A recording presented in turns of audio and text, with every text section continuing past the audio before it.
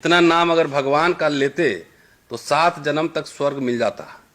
इसका मतलब है कि इतना नाम अंबेडकर का लिए हैं तो नरक मिलेगा। यही इसकी व्याख्या हो सकती है। स्वर्ग का उल्टा जो है ना और कुछ नहीं हो सकता है, नरक ही हो सकता है। तो इनके मन में जो सोच थी अंबेडकर को लेकर, चलिए कम से कम आज देश में जितने लोग हमें सुन रहे हैं, 10 साल से ये बात हम लोग लगातार रिपीटेडली कह रहे हैं, 10 साल से, कि ये मूर्ति बनवाएंगे जरूर, भवन बनवाएंगे जरूर अंबेडकर के नाम पर, लेकिन उसी के नींव के नीचे अंबेडकर के विचारों को दफन कर देंगे। और ये बात अब आपके सामने स्पष्ट रूप से आ रही है। थोड़ी विस्तार से कह देता हूं तो थोड़ा आप समझ लेंगे। जब संविधान लागू हुआ, संविधान जब सौंपा गया, 4 दिन के अंदर ऑर्गेनाइजर का लेख है, आप लोग पढ़ चुके होंगे, सुन चुके होंगे, कि इसमें भारतीय कुछ भी नहीं है, ये पूरा वेस्टर्न सिविलाइजेशन से बोरो है। संविधान सभा के डिबेट से नहीं पढ़े होंगे। ये इनको समस्या जिन्ना से नहीं थी। भाई तुम अपना ले लो, ये तो हिंदू महासभा और मुस्लिम लीग मिलकर बंगाल में सरकार बनाई थी, साझा सरकार। तो इनको समस्या जिन्ना से, मुस्लिम लीग से नहीं थी। तुम अपना ले लो, हम अपना ले लेंगे। इनको समस्या थी अंबेडकर से और जवाहरलाल नेहरू से। दोनों वेस्टर्न एजुकेटेड थे, मॉडर्निज्म, लिबरलिज्म, सोशलिज्म, सेकुलरिज्म, इसमें विश्वास रखते थे। अंबेडकर को संविधान ड्राफ्टिंग कमेटी का चेयरमैन बनाया गया और बाबा साहब को जो आइडिया आ रहा है स्वतंत्रता, समता, बंधुता, न्याय, वो मनुस्मृति से नहीं आ रहा है, वो आ रहा है बुद्धा से आ रहा है, वो आ रहा है रविदास से आ रहा है, वो आ रहा है कबीर से आ रहा है, वो आ रहा है तुकाराम से और फुले से।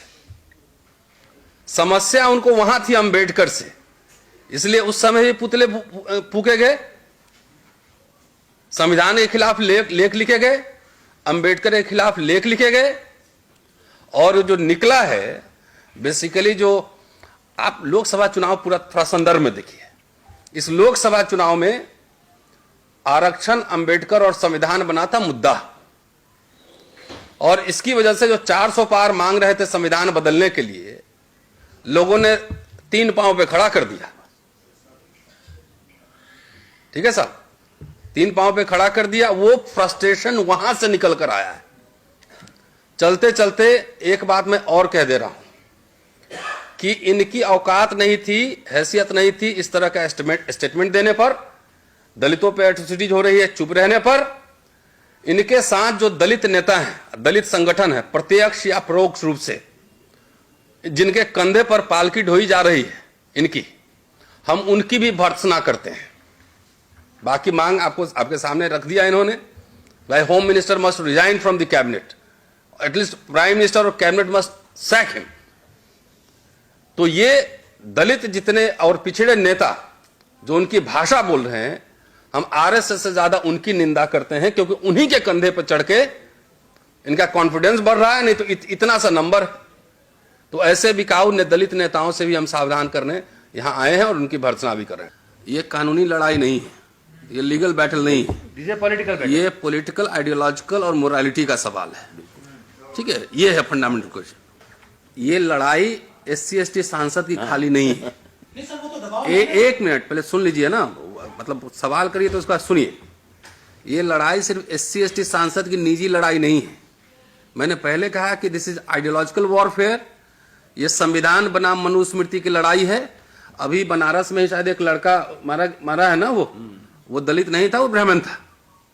ठीक है, तो जो देश की जनता को ये तय करना है कि वो संविधान के साथ खड़े रहेंगे या मनुस्मृति के साथ रहेंगे, ये बेसिक सवाल है। बाकी जो SC/ST सांसद हैं उनकी नैतिकता ज्यादा है, क्योंकि संविधान और अंबेडकर की वजह से उस संसद में उनको जाने का मौका मिला। नहीं तो पता नहीं जीतन राम मांझी आज क्या कर रहे होते, या चिराग पासवान क्या कह रहे होते, और ट्रैवल क्या कह रहे होते। उनकी नैतिक ज्यादा है ना, कि उसकी वजह से एक स्पेशल प्रोटेक्शन उनको मिला। तो उनसे उम्मीद ज्यादा की जाएगी, कम से कम वो बोले। लेकिन क्या संविधान सभा में सिर्फ दलित थे? सारे तरह तरह के लोग थे। जवाहरलाल नेहरू थे संविधान सभा में, नहीं तो मैक्सिमम लोग, मुझे लगता 99.9% लोग उस संविधान के पक्ष में थे, मनुस्मृति के पक्ष में नहीं थे। इसलिए इस देश के लीडर, इस देश की जनता की जिम्मेदारी है कि मनुस्मृति वाले मेंटालिटी के लोगों को कैसे डिफीट करें। हो सकता है मेरा भाई भी उस खेमा में हो सकता है कोई ब्राह्मण मेरे खेमा में हो, ये भी हो सकता है। और नैकडोर की ओर से जो ये अपील है 28 तारीख को 1 बजे नेशन वाइड प्रोटेस्ट, इसके समर्थन में मैं आया हूं। इतिहास का छात्र हूं इसलिए इनका कुंडली और इतिहास जानता हूं। तो जो उनका लाइन है वो लाइन सब लोगों ने कह दी, लेकिन इतिहास में तो व्याख्या होती है। और ये कह रहे हैं कि इतना नाम अगर भगवान का लेते तो स्वर्ग मिल जाता। तो इसमें एक लाइन छुपा हुआ है, एक लाइन छुपा हुआ है, और वही लाइन छुपा हुआ है जो इनके पुरखे और पूर्वज हिंदू महासभा, आरएसएस, ये तमाम लोग सोचते थे। और अंबेडकर के जीते जी उनके पुतले फूके गए नेहरू के साथ। कल्याण प्रेस ने लगातार लेख छापे, हीन जाति अंबेडकर, हीन जाति अंबेडकर।